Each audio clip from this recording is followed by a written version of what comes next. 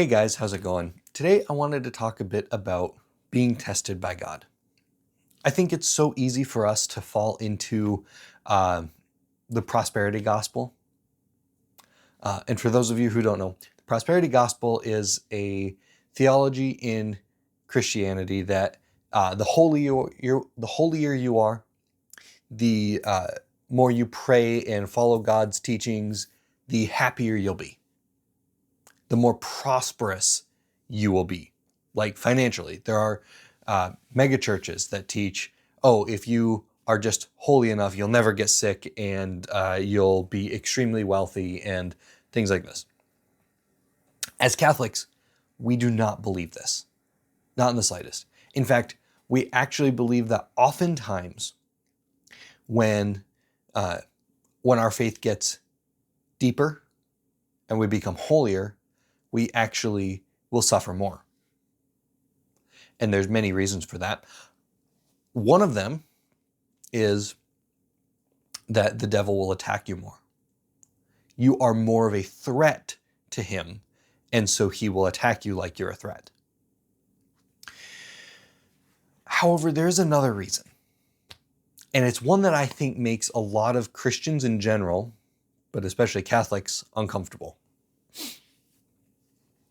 And that is because the holier we get, God knows the more pain we can handle.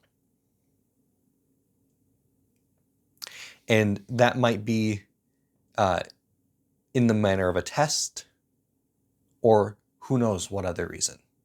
But God has a tendency to allow people who are closer to Him and who He knows can handle suffering to suffer. This is obviously no more true, nowhere clearer to be true than in the case of Jesus himself. Now, I haven't read the books or seen all the studies, but I've been taught at one point that scientists broke down the events of Jesus' passion and realized he suffered in just about every possible way that a human can suffer.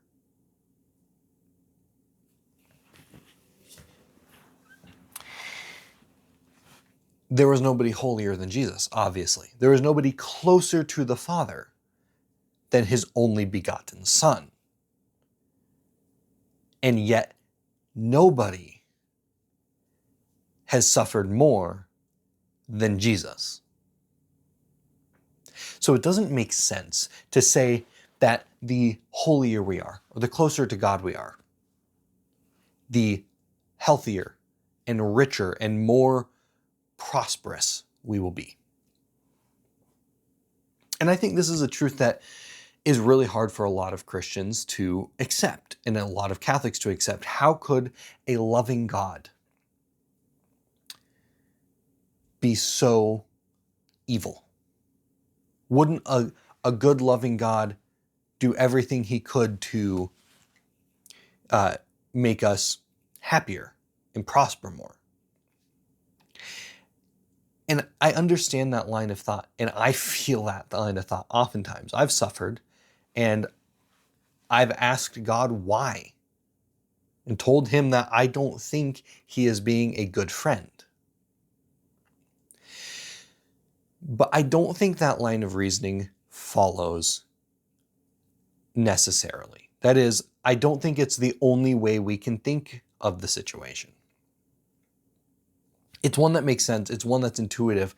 But because we don't understand everything that God understands, we don't know what kind of good he means to bring out of it. God is always testing us in many ways, sometimes more directly than others. I'm sure we've heard the old saying that God won't give you something that you can't handle. And I think that's part of it. Now, there are problems I have with that saying, but the important thing about it is understanding that God knows how much we can handle.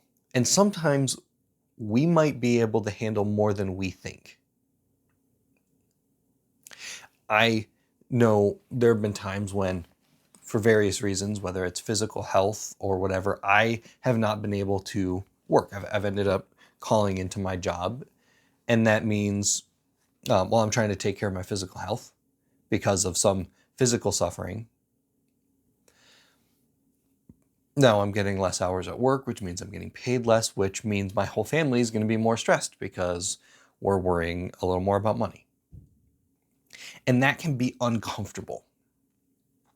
But we are so quick to equate comfort and happiness and God's granting us comfort with our,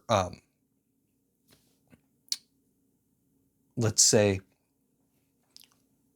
our own flourishing, our own happiness, or God's being kind and generous to us. And those things don't necessarily follow from one to the other. It's possible that God knows you're stronger than you think you are.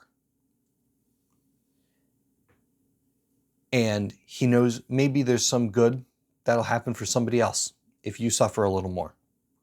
Or maybe even that you will be a better person for having suffered a little bit more. I want to leave this with a reading from the Liturgy of the Hours yesterday that really struck me. This was from evening prayer.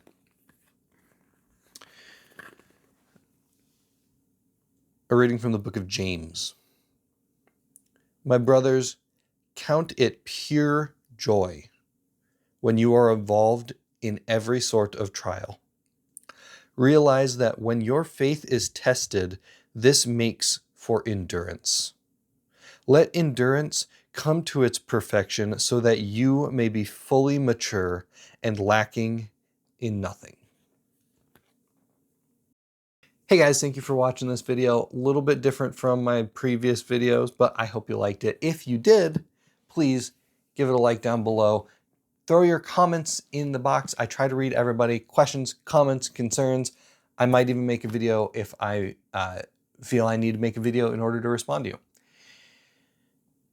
If you guys want to see more of my videos showing up in your feed, do hit the subscribe button. It helps me out a ton, and you will see my videos anytime I upload. Thank you guys so much for watching. God bless.